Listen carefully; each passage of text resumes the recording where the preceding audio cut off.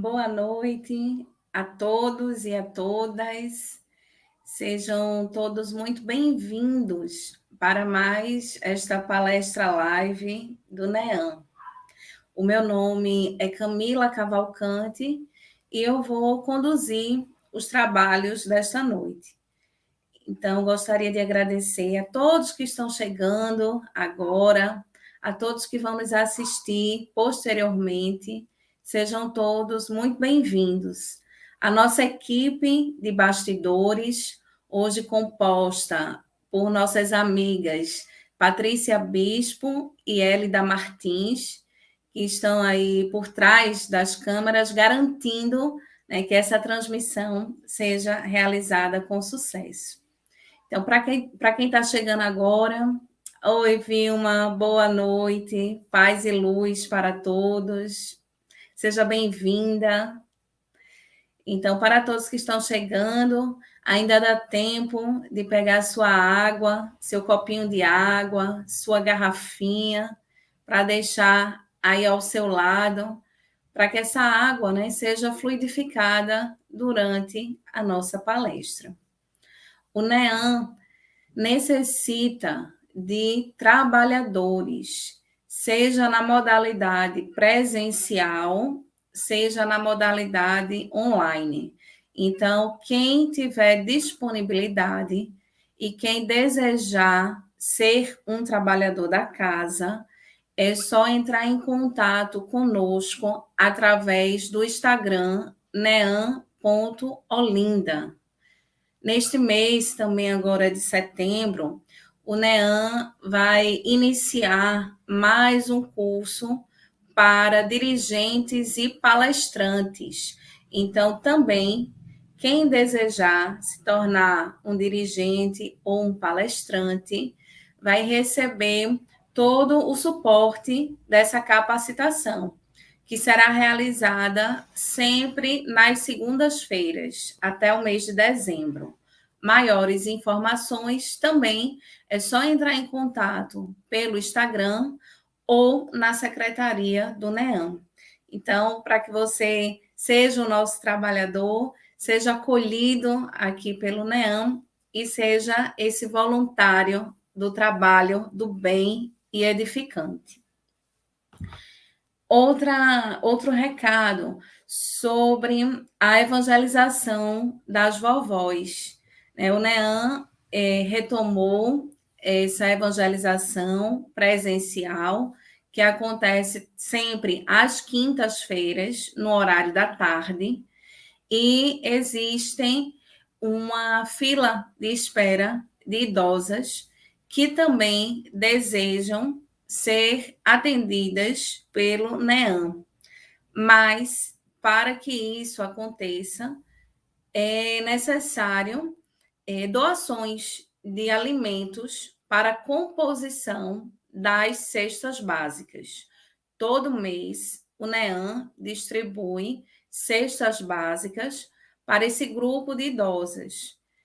E existe um quantitativo aguardando também fazer parte desse grupo. Então, é necessário, quem puder colaborar, faça a entrega, né, de alimentos no próprio NEAM, na secretaria do NEAM, ou através de doações para a conta bancária ou pelo Pix. Também, todas essas informações estão disponíveis no Instagram do NEAM, neam.olinda. Bem-vinda, Paula Silva, Ironildes. Gratidão, Patrícia, que está aí hoje por trás das câmeras. Hoje, nós vamos ter como palestrante a nossa querida Silmara Mello, que faz parte da Fraternidade Espírita Bezerra de Menezes, de Caruaru, e que vai nos agraciar com o tema A Parábola da Figueira. Seja bem-vinda, Silmara. Gratidão. Gratidão, Camila. Gratidão a todos do NEAM. Que Deus e Jesus continue abençoando a todos nesse trabalho tão importante. Que assim seja.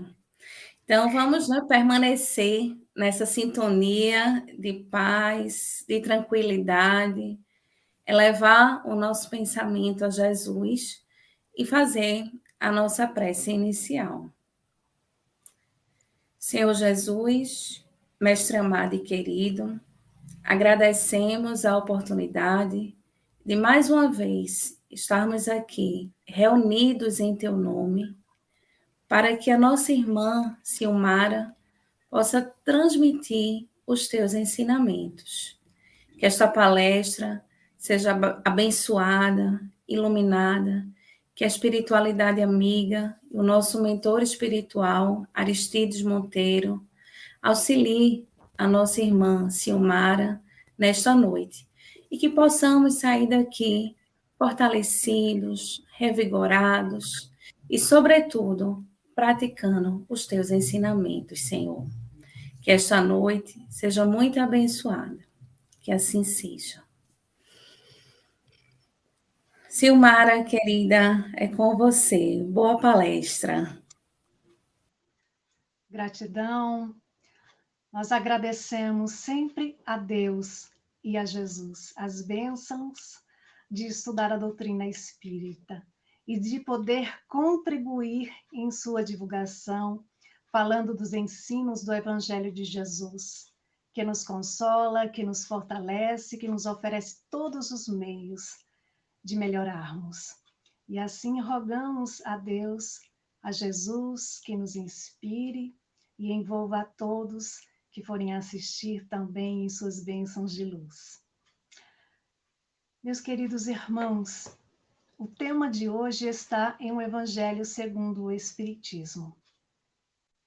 Capítulo 19, item 8 a 10. Inicia assim. Quando saíam de Betânia, ele teve fome. E vendo ao longe uma figueira, para ela encaminhou-se, a ver se acharia alguma coisa. Tendo, porém, se aproximado, só achou folhas, visto não ser tempo de figos.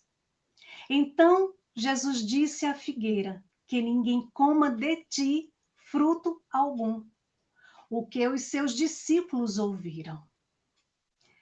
Então, no dia seguinte, passando pela figueira, viram que secara até a raiz.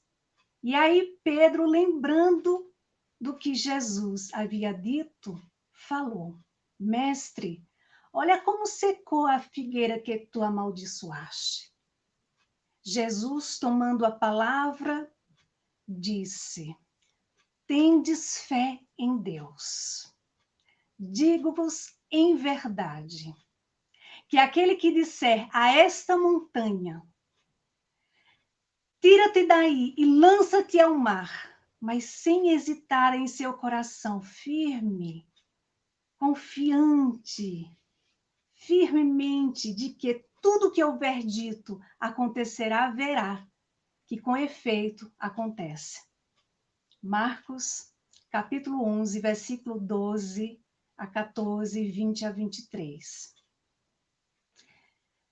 Parábola da figueira que secou. O que podemos entender por parábola? Bom, numa palavra simples, podemos dizer que a parábola é um símbolo, é uma metáfora, é uma representação. Jesus busca figo quando não é época de figos. E aí seca a figueira, porque ela não lhe deu frutos. Fora da estação. E aí é importante lembrar que Jesus, ele não só transmitia o seu ensinamento espiritual através de suas palavras, mas sim em toda a sua ação, quando agia. Então, toda a ação de Jesus carregava um simbolismo que exige de nós, ao lermos os textos, olhos de ver e ouvidos de ouvir. No livro Vinha de Luz, capítulo 42, intitulado Afirmação e Ação, Emmanuel esclarece ao dizer que Deus não expressaria propósitos a esmo, inadvertidamente, sem avisar. Deus, que é todo o poder, manifesta a sua vontade quando vai realizar. Então, ele manda o seu maior representante, Jesus, o espírito mais evoluído, intelectual e moralmente que viveu na Terra. Questão 625 de O Livro dos Espíritos. Qual o tipo mais perfeito que Deus tem oferecido ao homem para lhe servir de guia e modelo? E os espíritos afirmam prontamente: Jesus. Ele, o nosso mestre, com toda a sua responsabilidade, soube, em toda a sua passagem pelo orbe, valorizar cada minuto, cada circunstância, cada pessoa que cruzava o seu caminho para lhe deixar uma lição permanente, uma lição imortal. Então, a lição da figueira, ela supera, ela ultrapassa o tempo. Jesus utilizou o contexto da figueira que secou para canalizar a missão. Muitos, ao ler essa passagem, podem pensar assim, mas por que Deus procurou figo quando não era tempo de figos? Justamente ali no mês de abril. E por que ele amaldiçoou a figueira que não lhe deu fruto, fora da estação? Na verdade, meus irmãos, precisamos ter um olhar mais atento, porque há uma lição profunda que exige de nós um mergulho espiritual na lição do mestre. E por isso lembramos quando Kardec, no Evangelho segundo o Espiritismo, no capítulo 2, item 7, vai nos lembrar que o Espiritismo, ele dilata o nosso pensamento, apresentando novos horizontes, novas lentes, porque é através da busca do conhecimento que ampliamos o nosso entendimento, o nosso ponto de vista com relação a tudo que nos cerca, com relação às pessoas, com relação a nós mesmos. Então, ampliamos o nosso entendimento a partir do momento em que nos dedicamos a estudar essa doutrina tão extraordinária com o coração, com amor, com disciplina. Mas, para compreendermos melhor a passagem da figueira, vamos a um momento em que Jesus convida os seus discípulos para irem com ele a Jerusalém, participar de um momento de Páscoa, um evento. E aí, no caminho, ele sente fome, mês de abril. E aí ele olha para uma árvore, uma figueira, com folhas lindíssimas. E segundo o evangelista Marcos, ele procurou algo. O evangelista Marcos não disse que Jesus procurou figos, e sim que ele procurou algo, mas só encontrou folhas. Então disse à figueira, que ninguém coma de ti fruto algum. E aí depois eles prosseguiram para Jerusalém, participaram ali do evento, depois retornaram para Galileia e no retorno passaram pelo mesmo caminho. E ali os discípulos perceberam que a figueira havia secado. O que é que vai acontecer ali? Uma ação simbólica, que era, inclusive, uma maneira muito comum utilizada pelos profetas do Antigo Testamento, onde eles nada falavam, mas eles encenavam uma situação que parecia sem sentido, mas que tinha uma lição profunda, uma lição moral. Vamos então a uma lição moral do Velho Testamento. Uma predição ao cerco de Jerusalém.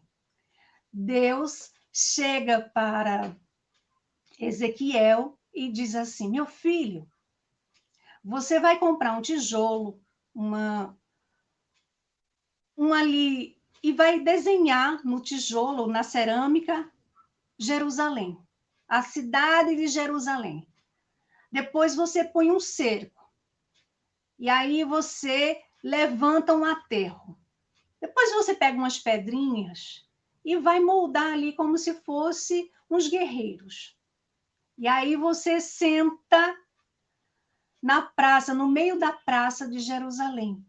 E começa ali a ensinar que aqueles guerreiros que você moldou vai invadir a cidade. Certamente, muitos que ali passaram pela praça devem ter pensado, meu Deus do céu, um homem desse tamanho brincando igual criança. Mas aqueles que sabiam que ali se tratava de uma lição moral, de uma ação simbólica, depois perguntaram ao profeta Ezequiel do que se tratava. Então, o profeta Ezequiel informa que a cidade de Jerusalém ia ser invadida. Então, no Velho Testamento, vamos encontrar muitas lições simbólicas, são mais de 20 lições, 20 casos. Mas aqui é importante lembrar que Deus, o nosso Pai, ele não fala com a gente utilizando as palavras como nós falamos uns com os outros. E por quê? Porque Deus que nos criou, que sabe de nossas necessidades, que nos sonda, que de longe percebe o nosso pensamento, ele conversa com cada um de nós em nossos corações. Quando estamos em prece, estamos em comunicação com Deus, o nosso Pai. Às vezes, em nossa conversa, pedimos que seja ali resolvido questões difíceis. E às vezes ficamos ali esperando a resposta. Geralmente a resposta que recebemos pode não ser aquela que gostaríamos, mas é a resposta que precisamos. E aí também acontece muitas vezes de alguém dizer assim, mas meu Deus do céu, por que será que isso está me acontecendo? O que isso está querendo me dizer? Então, são lições que chegam ao nosso coração, nos pedindo para melhor interpretar, nos convidando a prestar atenção àquela voz que chega e fala ao nosso coração. Então, uma vez eu lembro que um repórter perguntou à Madre Teresa de Calcutá. Ele disse, Madre, quando a senhora conversa com Deus em prece, o que a senhora pede? E ela disse, eu não peço nada, eu só escuto. E ele ficou ali intrigado, ficou pensativo. Bom, se ela não pede nada, ela só escuta, ele deve dizer alguma coisa para ela. E aí ele perguntou, se a senhora não pede nada, só escuta, o que ele fala para a senhora? E aí ela disse, meu filho, ele também não fala nada, ele só escuta. Então, percebem? É essa comunicação sem palavras, mas é uma comunicação sentida que chega ao coração. Então, a linguagem simbólica do Velho Testamento era como assistir, por exemplo, um filme de Charlie Chaplin, quando a gente vê que ele ali está ensinando, mas a gente consegue interpretar o que ele está ali querendo dizer. Digamos assim, um exemplo só. Então, vimos um caso do Velho Testamento. E agora vamos a uma outra situação, outro caso que está no Novo Testamento, em Atos, capítulo 21, versículo 10 a 14. Paulo a caminho de Jerusalém. Desceu da Judeia um profeta chamado Ágapo. E aí ele olha para Paulo, toma-lhe o cinto de Paulo, amarra os pés, amarra as mãos e começa a se debater. Depois ele se desamarra, pega ali o cinto, olha para Paulo e entrega o cinto a Paulo. Aqueles que estavam com Paulo não entenderam nada. Mas Paulo, ex-rabino, ex-doutor da lei e muito estudioso, disse: já sei, vou ser preso em Jerusalém.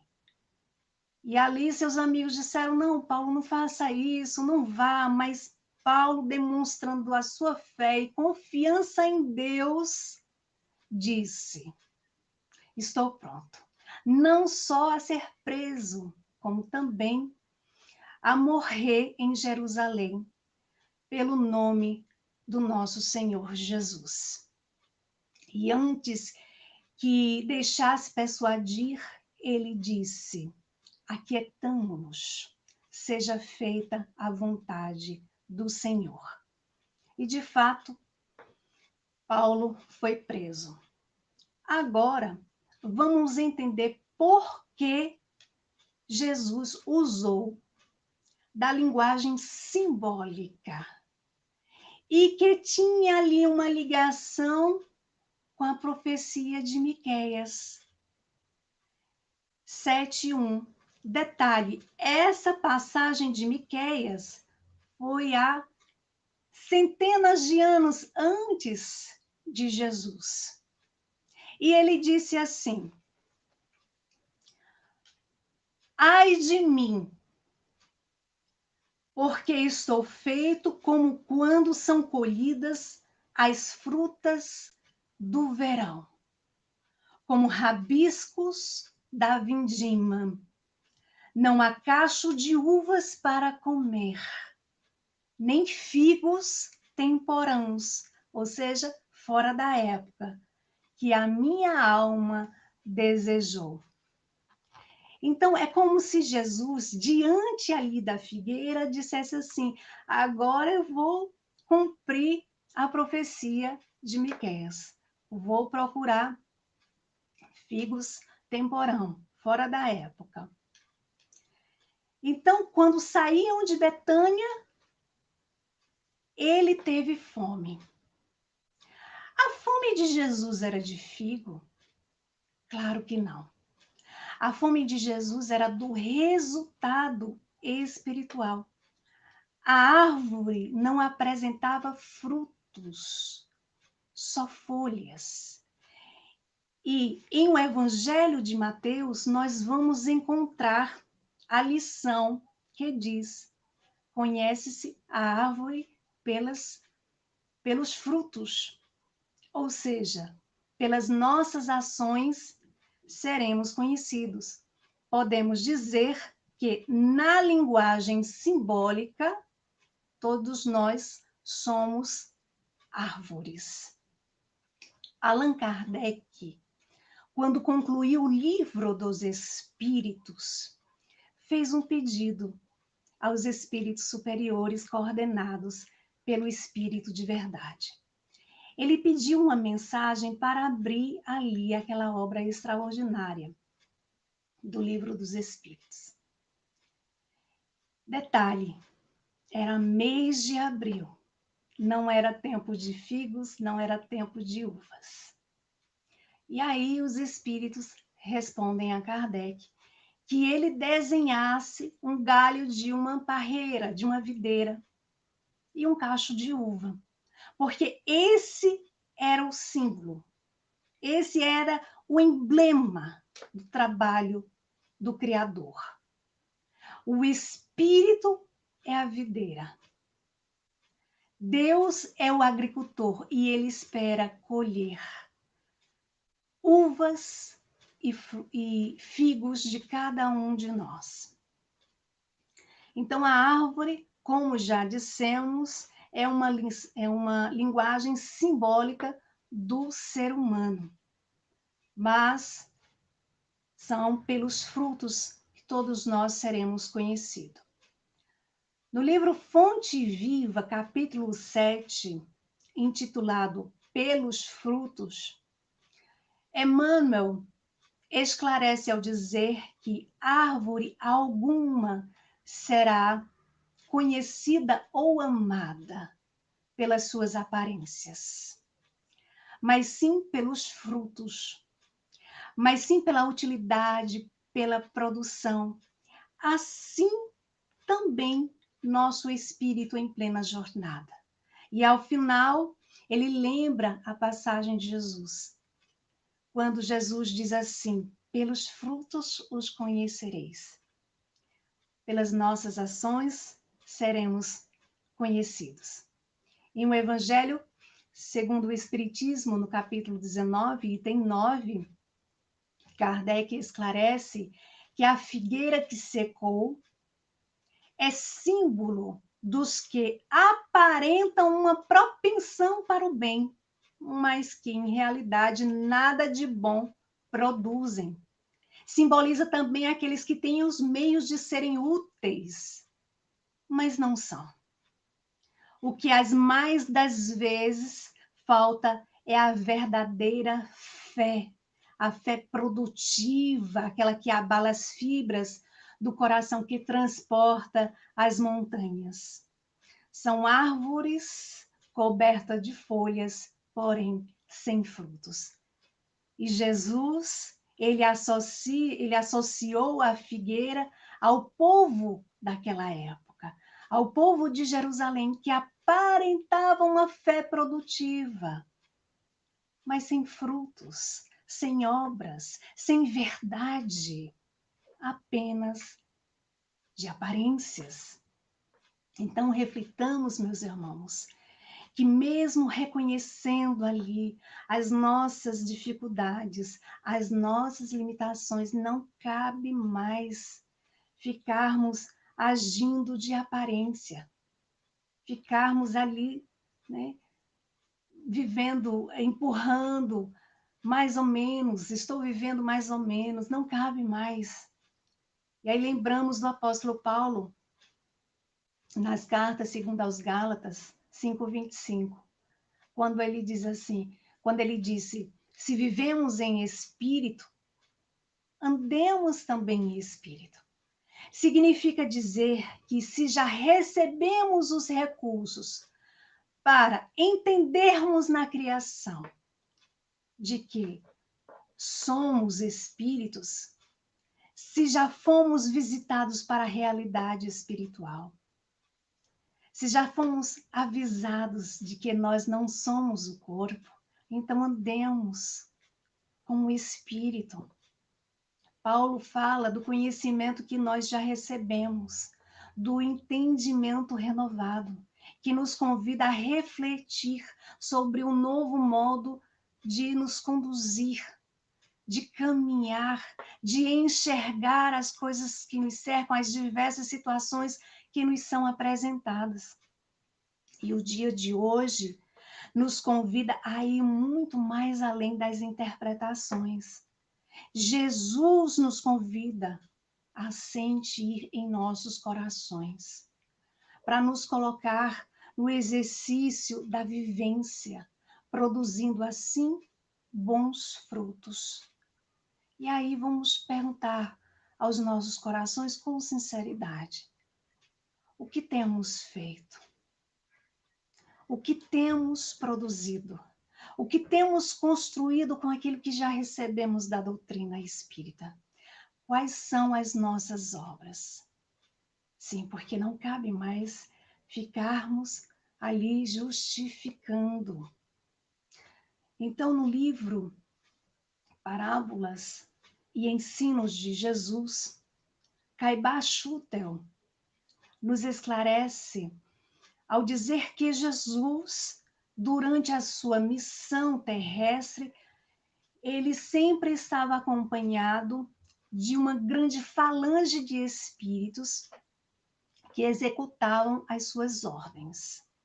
Então, quando Jesus disse à figueira que ninguém coma de ti fruto algum, Caibá Schutel diz que algum desses espíritos que dispunham do poder, eles fizeram secar a figueira, assim como nós faríamos, aquecendo o tronco.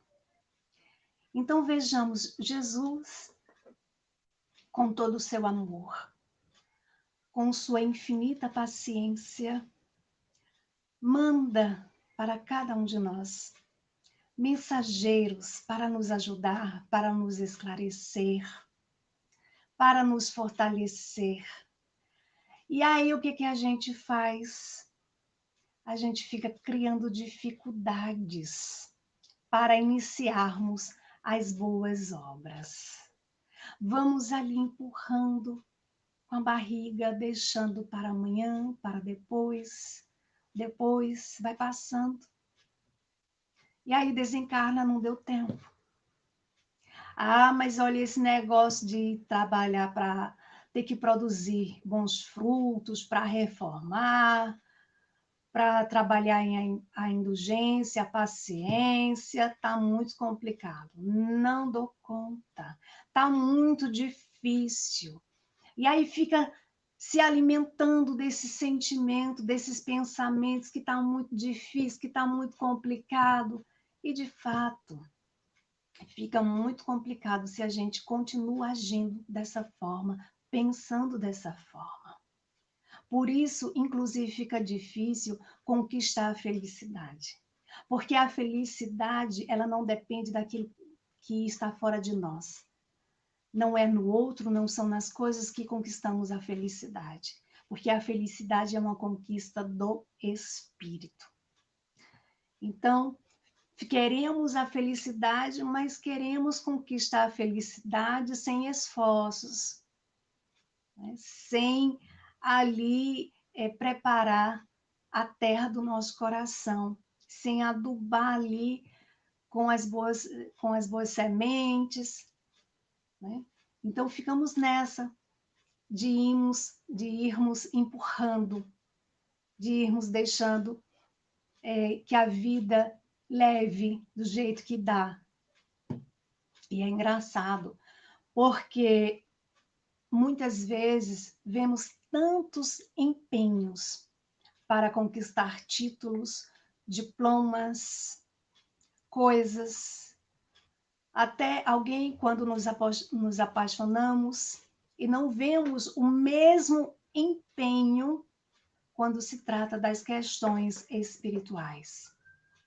Então, reflitamos.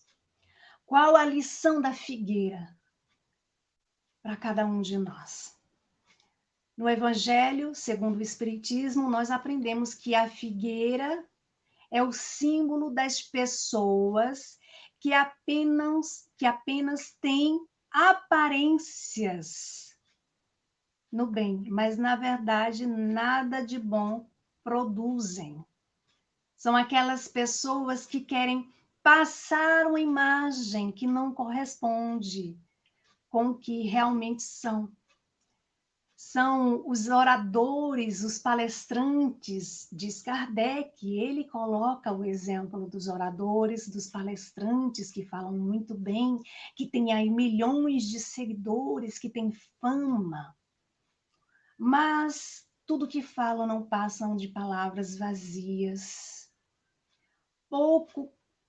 Poucos praticam aquilo que falam, né? Então, são aqueles que têm a oportunidade de divulgar a doutrina por amor, mas, infelizmente, apenas divulgam com a vaidade, né? São aqueles que têm a responsabilidade, que é muita, a responsabilidade é muito grande, como também a necessidade da exemplificação, porque a palavra, ela até convence, mas ela é momentânea. Agora, o exemplo, esse sim, ele arrasta, ele consolida em nós o bem. Então, assumir essa proposta é assumir a proposta de ser no lar, de ser no trabalho, de ser no trânsito, aquilo que é na casa espírita. Não adianta estar ali na tribuna falando muito bem, falando lindamente, mas quando chega em casa, fala da paciência, e chega em casa, não tem paciência com os seus, sai para o trânsito, e aí de repente encontra um carro que está na sua frente, ocupando as duas faixas. Vamos imaginar esse exemplo, ocupando as duas faixas. E aí a gente está atrasado. E coitado, o motorista da frente não está percebendo que ele está, além de devagar, está ocupando as duas faixas. Porque ele está ocupado no celular, distraído, coitado. E aí o sinal fica amarelo. Ele passa e a gente fica tão feliz, não é? E a gente vai no supermercado e encontra aquela fila grande e a gente fica ali chateada. E no final do dia a gente já está entregando tudo a Deus, colocando na mão deles, olha, Deus, resolve aí, porque não dá para mim, eu não consigo. Fulano me tirou a paciência, o trânsito me tirou a paciência, aquela fila me tirou a paciência. Na realidade, não tirou, porque não se tira a paciência daquele que não a tem. Então, a paciência é uma virtude que deve ser por nós ali exercitada para conquistarmos. Então, voltando ao exemplo do palestrante, né, que devemos entender a importância de estar ali na tribuna com humildade, com alegria no coração, para que outros corações também sejam tocados. Muitos podem dizer assim nesse momento, então essa lição aí são para os palestrantes. Não, essa lição é para todos nós, né?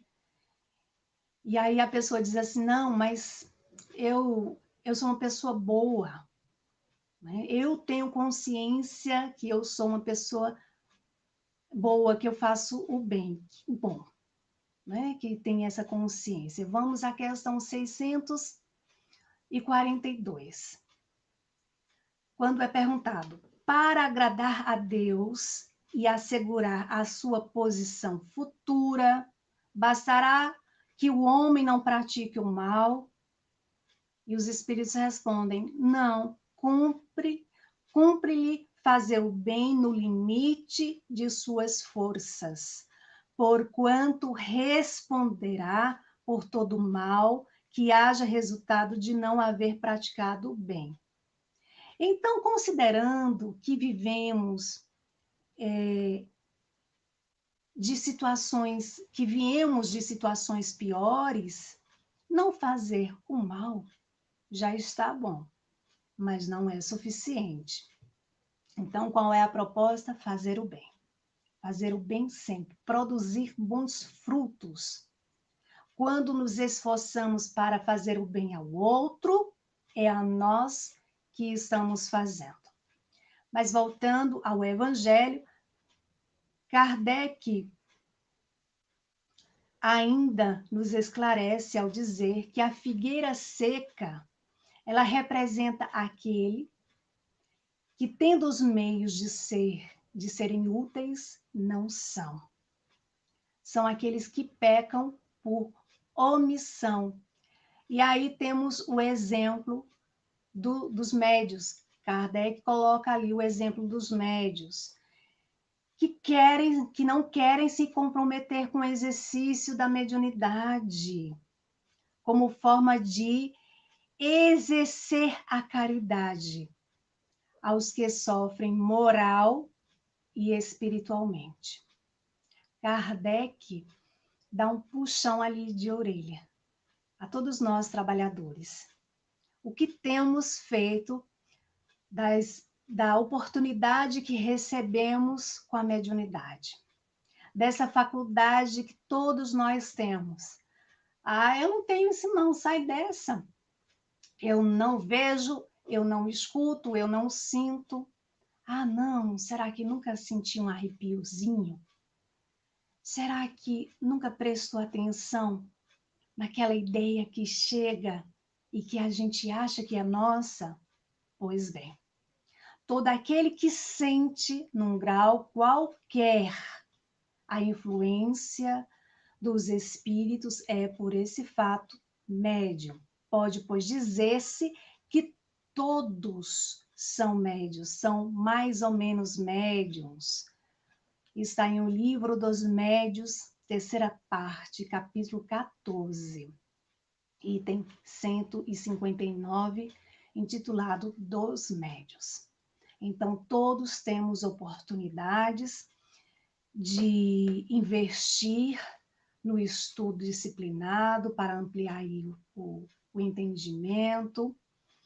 E a casa espírita, ela vai ali nos conduzindo, nos orientando no trabalho do bom uso da mediunidade de forma séria na casa espírita, para não cairmos aí nas armadilhas da vaidade, para não nos desequilibrarmos, para não nos tornarmos instrumentos do mal.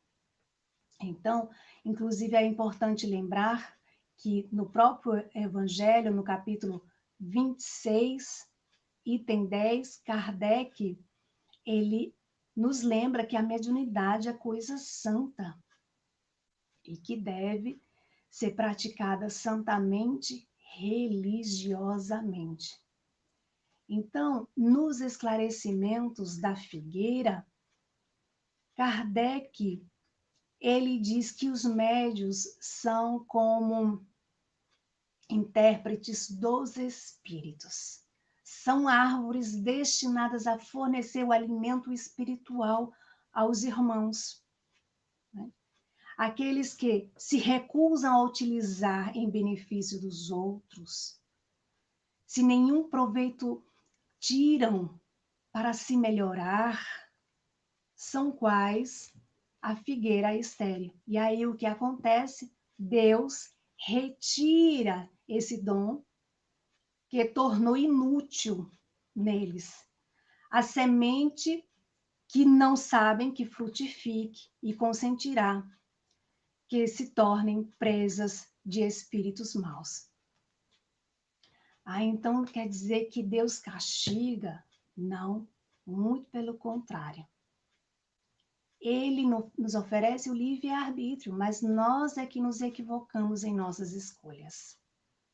Então, é aproveitar cada segundo, compreendendo que nós somos médios 24 horas, não só na reunião mediúnica da casa espírita, mas em qualquer lugar, estando ciente desta responsabilidade e de nos esforçar para não dar vazão às sintonias vibratórias negativas.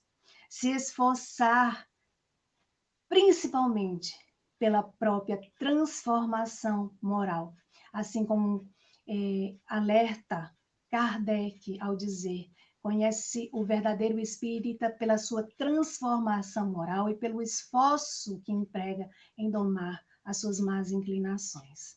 Então, que nós possamos estar nesse esforço de seguir. Há tantos exemplos, há tantos bons exemplos, como Bezerra de Menezes, como Chico Xavier, Eurípides Bassanufo, a querida Ivone Pereira, o Jerônimo Mendonça, que aos 20 anos de idade ele fica ali definitivamente preso na cama devido a uma artrite reumatoide que lhe causava imensa dor, e ele era chamado o gigante deitado. Então, ele ali transformou o leito em uma tribuna ambulante, fazendo palestras em vários lugares aí do Brasil. Quem o conhecia dizia que ele vivia sempre sorrindo. E certa vez o espírito de Dr. Fritz disse a ele que ele tinha 3 Cs: cama, karma e calma. Ele era muito calmo. Ele tinha uma limitação física? Tinha. Mas ele não se deixava se abater.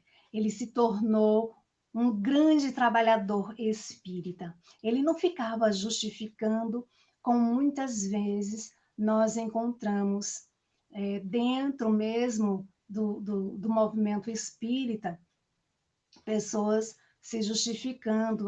Infelizmente, eu gostaria muito de poder trabalhar na casa espírita, eu queria muito ter tempo para estudar, eu queria muito me dedicar, mas olhe, a correria é muito grande.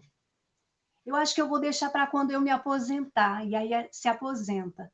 Não, sabe o que é que os meus netos, tenho que cuidar deles, tenho que ajudar meus filhos, cuidando dos meus netos, não vai dar. Mas assim, eu fiz o que eu pude, né? E eu faço ainda o que eu posso. Acho que eu vou deixar para a próxima encarnação. E ficar assim, empurrando, não aproveitando esse momento, essa oportunidade que Deus nos concedeu para ali poder produzir bons frutos. Então, que possamos seguir nessa nova caminhada com Jesus, rumo ao discipulado com o Mestre. No livro dos Médiuns, capítulo 31, intitulado Dissertações Espíritas, item 1. O Espírito de Santo Agostinho, ele vai ali fazer um alerta. Eu acho que é já puxando a nossa orelha, assim.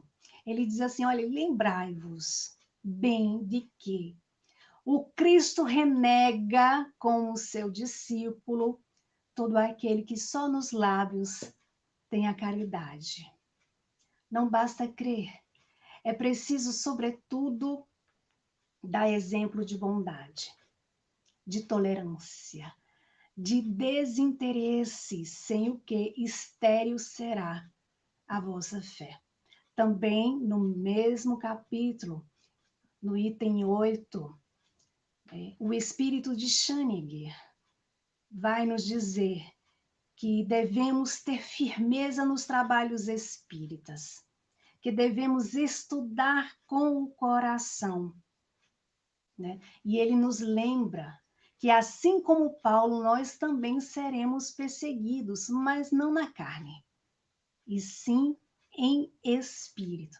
E ele diz que é para a gente não temer, porque será uma prova que nos fortalecerá se soubermos, com os nossos esforços, nos aproximar, nos entregar ali a Deus, nos aproximar das leis divinas. Então, o Espiritismo, ele nos ensina que em diferentes oportunidades, Jesus utiliza do recurso de histórias, de alegorias, de parábolas, para transmitir o seu ensinamento moral. E vemos, inclusive, que ele faz quando ele identifica sinais de transformação ocorridos ali na figueira, né? Em razão de uma mudança climática. Então, é uma passagem que está presente no sermão profético de Jesus, narrados pelos evangelhos de Mateus, de Marcos, de Lucas. Em Lucas é uma situação real. No evangelho de Mateus e de Marcos, está como um sermão profético, na forma de uma parábola, de uma representação, de uma ação simbólica. E fica até um pouco difícil imaginar Jesus procurar figos quando não é tempo de figos. E ali ele secar a figueira porque a figueira não deu frutos fora da época.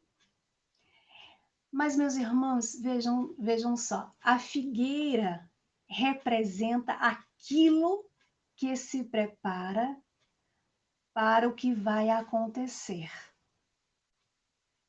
Em razão da mudança climática, ou seja, a figueira, no tempo do inverno, ela fica despida, caem todas as folhas e ela volta à vida quando? Na primavera, ou seja, na próxima estação.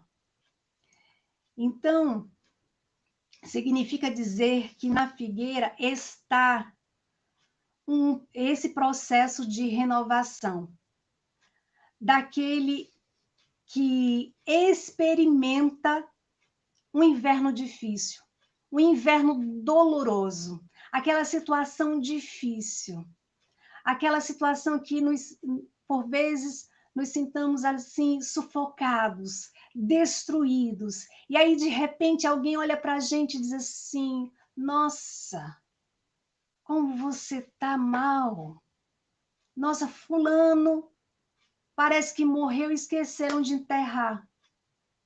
Então,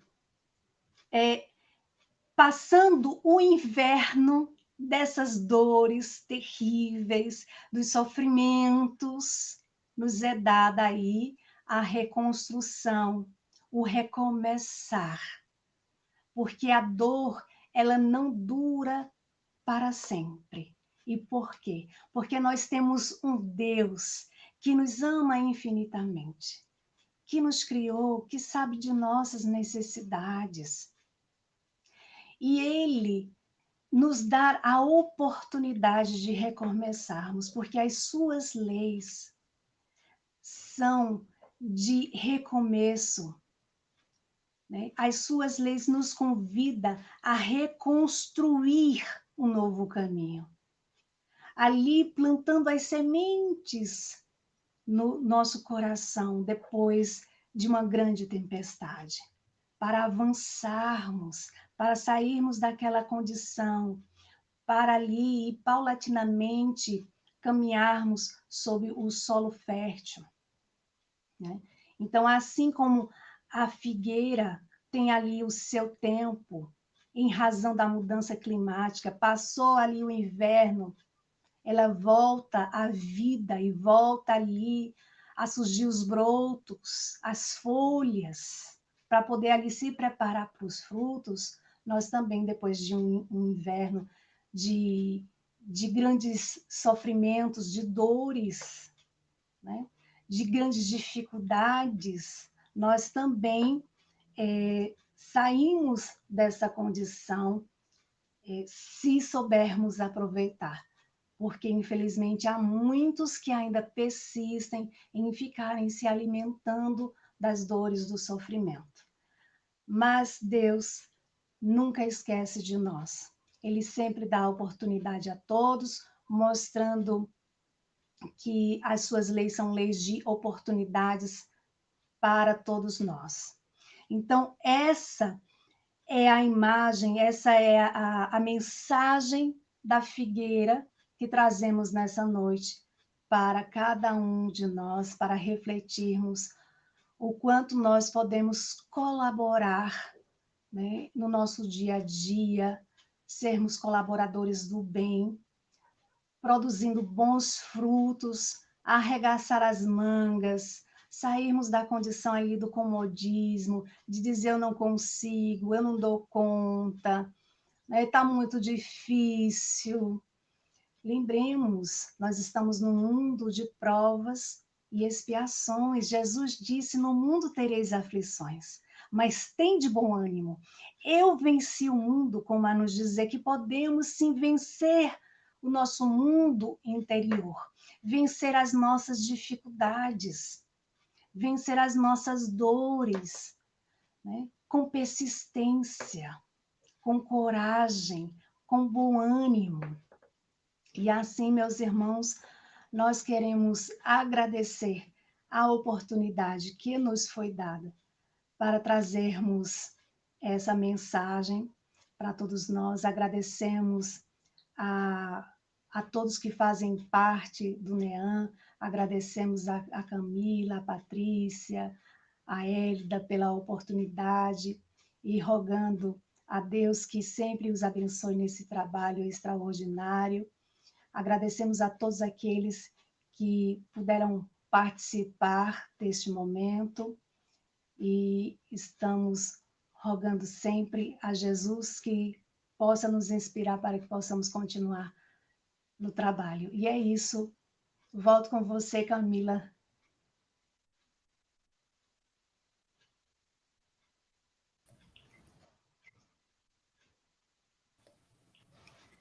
Gratidão, Silmara. Quantas reflexões importantes você nos proporcionou nesta noite. Que bom poder ouvi-la. Que bom poder ter essa oportunidade de aprender um pouquinho mais e esse desafio que é diário, que é constante, que precisamos estar vigilantes nas nossas ações, nos nossos pensamentos, para que a gente consiga, né, evoluir, para que a gente, mesmo em alguns momentos, sendo essa figueira só com folhas, ou até sem folhas, a gente sabendo que em breve a gente consegue. Sem dúvida. Que bom, muito bom poder ouvi-la.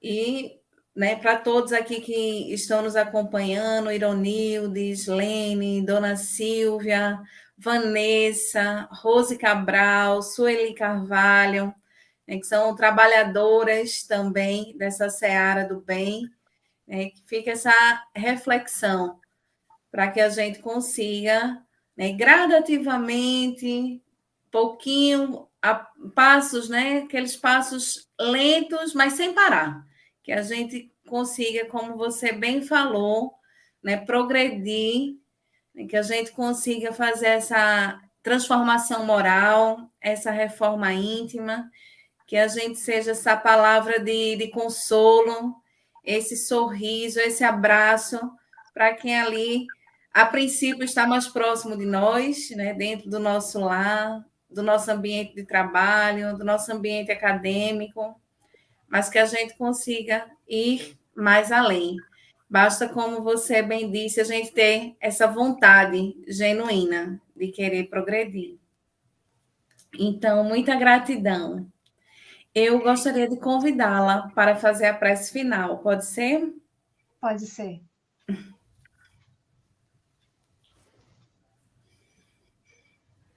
Então, nesse momento, elevando o nosso pensamento a Deus, a Jesus, agradecemos a Ti, ó Mestre, pela oportunidade do trabalho, pela oportunidade de nos reunirmos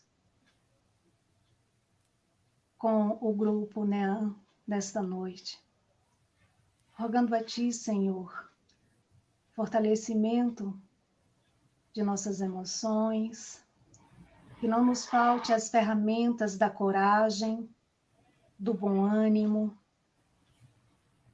de perseverar no bem, de confiar em Deus, de saber que nós estamos sempre sendo amparados, que tu nos envia os mensageiros da fé, da esperança, da caridade, do amor, para que possamos nos sentir mais fortalecidos em nossas lutas diárias. Dai-nos a todos, Senhor, as forças que nos faltam. Pedimos a Ti, Senhor, abençoa as nossas famílias, os nossos trabalhos, os nossos lares. Abençoa todos aqueles, Senhor, que nos assistiram nesta noite. Abençoa, Senhor, os nossos irmãos que se encontram nas ruas, nos hospitais, em clínicas, em presídios, em abrigos, que sejam assistidos em suas necessidades.